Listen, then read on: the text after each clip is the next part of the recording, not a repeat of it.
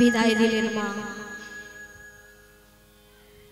7টি সন্তানকে হারিয়ে 8ম গর্ভের সন্তান, তাকেও বিদায় দিতে হলো না। বিদায় দিলেন, আর এদিকে সেই ছোট্ট কুবের সন্ন্যাসীর সঙ্গে চললেন। পিতা মাতার চরণে প্রণাম জানিয়ে চিরদিনের জন্য চললেন সন্ন্যাসীর সঙ্গে। দেখতে দেখতে কয়েক বছর কেটে গেল, কত পথ কত নদী নালা অতিক্রম হলো। কয়েক বছর কেটে গেল, একদিন গাছের তলায় বসে বিশ্রাম নিচ্ছে মা। এমন সময় ওই সন্ন্যাসী ঠাকুরকে বলছে, সন্ন্যাসী ঠাকুর, অনেকদিন তো হয়ে গেল আমি তোমার সঙ্গে এসেছি, পিতা মাতাকে ছেড়ে তোমার সঙ্গে চলে এসেছি। আচ্ছা সন্ন্যাসী ঠাকুর, দাও না গো, আমাকে সেই মহামন্ত্রে দীক্ষা দাও, দাও না সেই দীক্ষা।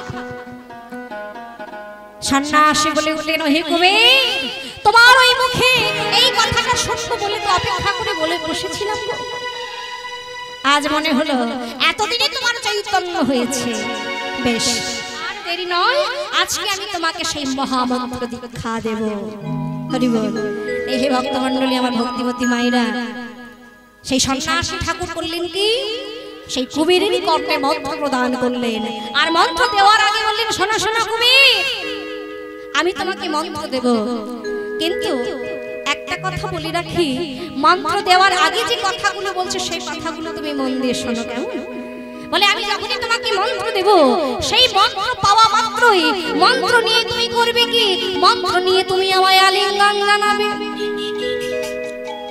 মন্ত্র নিয়ে তুমি আমাকে যখনই আলিঙ্গন জানাবে, সঙ্গে সঙ্গে তুমি আর আমি একটি দেহে পরিণত হয়ে যাবে। তুমি আমি একটি দেহে পরিণত হয়ে যাব, তারপর কিন্তু তুমি আমাকে আর কোথাও খুঁজে পাবে না। কিন্তু মায়েরা, আনন্দে আত্মহারা হয়ে গেল সেই কুবের। সন্ন্যাসীর কোনো কথা বাবা না শুনে কি করেছে, ওই মন্ত্র নেওয়ার আনন্দে, মন্ত্র নেওয়ার আনন্দে ওই মন্ত্র নিয়ে যেই না সন্ন্যাসী ঠাকুরকে আলিঙ্গন দিয়েছে, দেখিতে দেখিতে ওই দুই অঙ্গ এক হইল।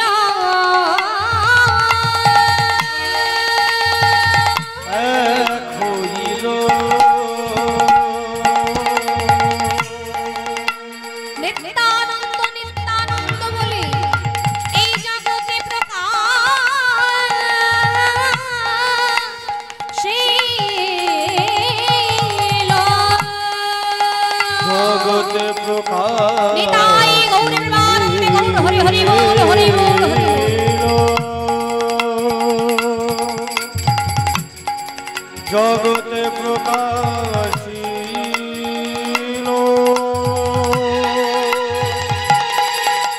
জগতে প্রকাশিল।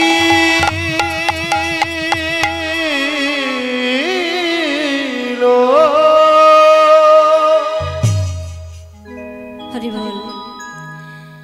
হে ভক্তমণ্ডলী, লক্ষ্য করুন, আজকে ওই সন্ন্যাসীর কথা মতো কবির কি করেছে, মন্ত্র নিয়ে যেই না সন্ন্যাসীকে আলিঙ্গন দিয়েছে, আনন্দে আত্মহারা হয়ে যেই না সন্ন্যাসীকে আলিঙ্গন দিয়েছে মা, ওই সন্ন্যাসীর কথা মতো দুটো দেহ এক হয়ে গেছে, একটি দেহে পরিণত হয়ে গেছে বাবা। এখন যখনই একটি দেহে পরিণত হয়ে গেছে, কবির চোখ মেলে দেখছে সম্মুখে তো গুরুদেব নাই, গুরুদেবকে দেখতে পাচ্ছে না। কারণ সন্ন্যাসী ঠাকুর বলেছেন, যখনই তুমি আমাকে আলিঙ্গন করবে তুমি আমায় আর দেখতে পাবে না, তুমি আমি একটি দেহে পরিণত হয়ে যাবে। কিন্তু সন্ন্যাসীর কথা পুরো না শুনে যাই না আলিঙ্গন করেছে, দুটো দেহ এক হয়ে গেছে। চোখ মেলে দেখছে সম্মুখে গুরুদেব নাই, চিৎকার শুরু করলো, ওহে গুরুদেব, হে কি হে কি গুরুদেব, আমি তোমাকে দেখতে পাচ্ছি না কেন, কোথায় চলে গেলে তুমি আমাকে ছেড়ে? ওহে গুরুদেব, তুমি কোথায় চলে গেলে? দেখা দাও, দেখা দাও গুরুদেব, দেখা দাও। ও মায়েরা বারবার করে বলছে। ঠিক এমন সময় ওই কুবেরের ভেতর থেকে তারই প্রতিধ্বনি বেরিয়ে এলো, তারই প্রতিধ্বনি বেরিয়ে এলো, কুবের, ও কুবের, তুমি তো আমাকে আর দেখতে পাবে না। বলে শোনো শোনো, তুমি আমাকে আর দেখতে পাবে না, কারণ তুমি আমি একটি দেহে পরিণত হয়েছি। তুমি আমি দুটি আলাদা দেহ, ভিন্ন দেহ ছিলাম, কিন্তু এখন একটি দেহে পরিণত হয়েছি। তুমি আমি দুটি দেহ একত্রিত হয়ে আজ থেকে আমাদের নাম হলো নিত্যানন্দ। নিতাই গৌর প্রেমানন্দে হরি হরি বল হরি হরি। তাই হে ভক্তমণ্ডলী, এই দুটি দেহ একত্রিত হয়ে যার নাম হলো নিত্যানন্দ, এই আজ থেকে প্রকাশিত হলো নিত্যানন্দ নাম। এই পাগল নিত্যানন্দ কি করছে গো? পাগল নিত্যানন্দ আমার হিমালয়ের পাদদেশে ধ্যান করছে। আহা নিত্যানন্দ নিত্যানন্দ নিত্যানন্দ নিত্যানন্দ সবাই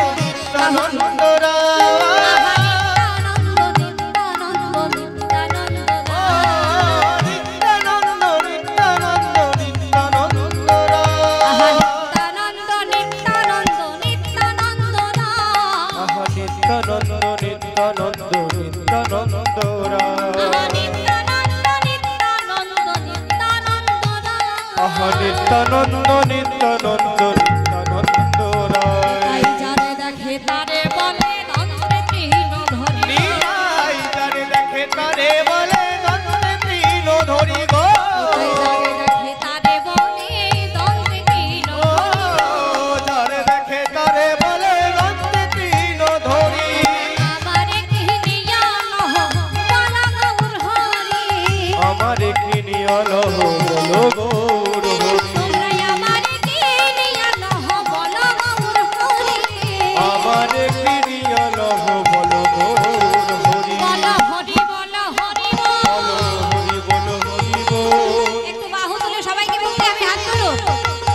বাহ, হরি বলা হরি হরি বলো হরি বল। উঠেছি আনন্দের রোল, হরি বল হরি দেখো উঠেছে আনন্দের বল হরি বলো হরি বল। উঠেছি আনন্দের রোল, হরি বল হরি দেখো উঠেছে আনন্দের বল হরি বলো হরি বল।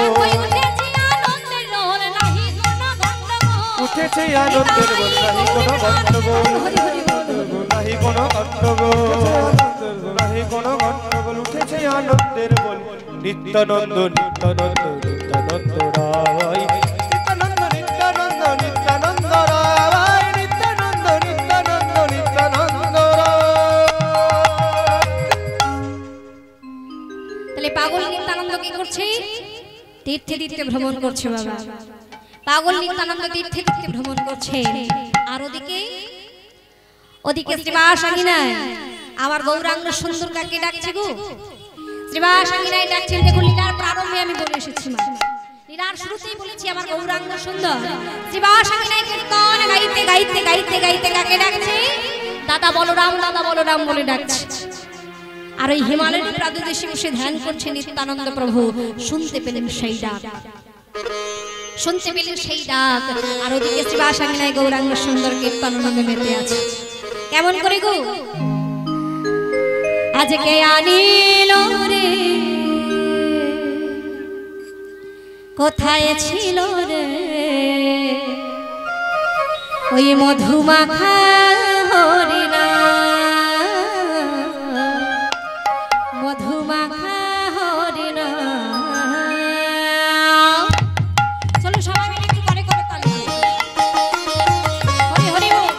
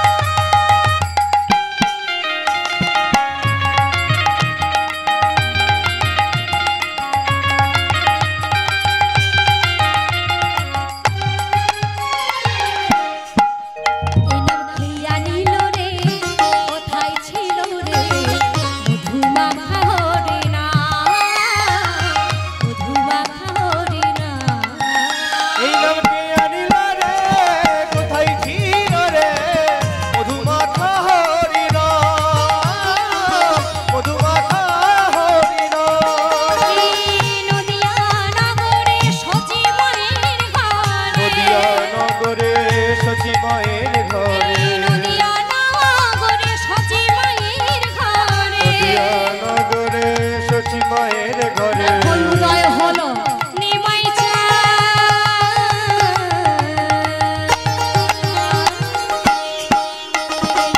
আনিল রে কোথায় ছিল রে ধুমা খাহরি না ধুমা খাহরি না এই নাম কে আনিল রে কোথায় ছিল রে মধুমাখা হরিণ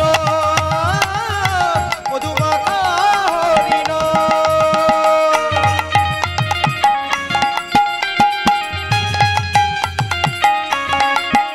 একটু উলুধ্বনি সবাই মিলে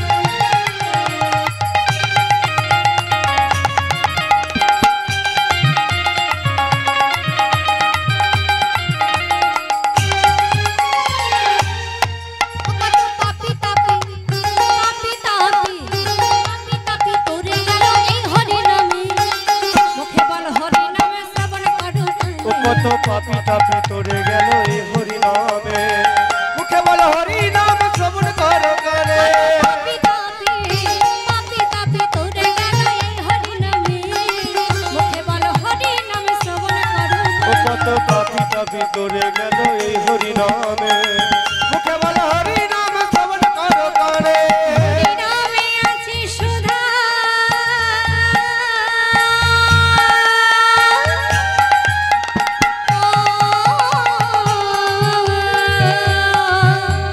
হরি নামে আছে সুধা ও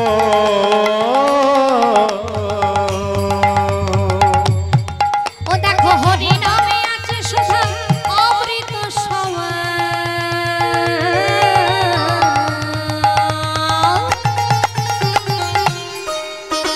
হিয়া দিল কোথায় ছিল মধুমাখা হরি না কে আনিল হরি হরি ছিল মধুমাখা হরি নাম কে আনিল কোথায় ছিল মধুমাখা হরি নাম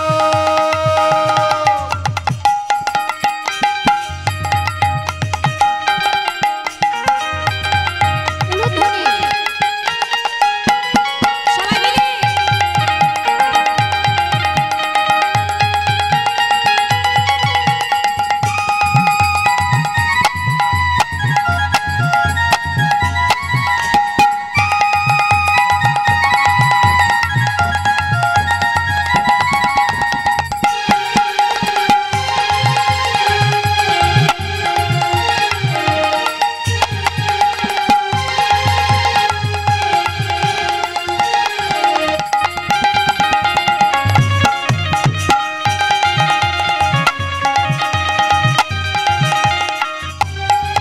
হরি নাম ভজ